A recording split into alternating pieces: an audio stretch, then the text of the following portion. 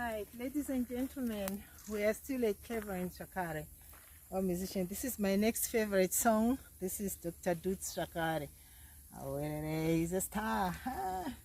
Yes, I'm not gonna musician. Play by USB drive.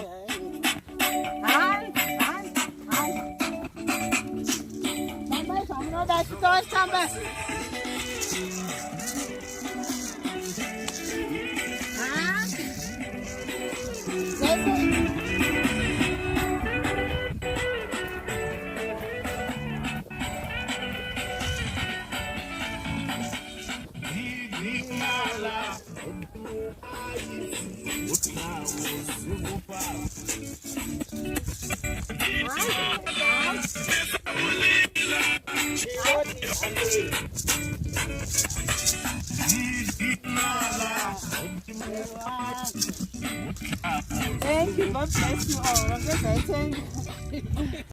Oh, sure. Thank you, Moyo. Ndiri pano ndinoda kutenda tateguru Tangwena tsoka simboti reka henyu changamire. God bless you, mama. Thank you, Zimbabwe. Mwah. Peace in Zimbabwe. Tatenda. Peace to the whole world. Amen. Didi malo.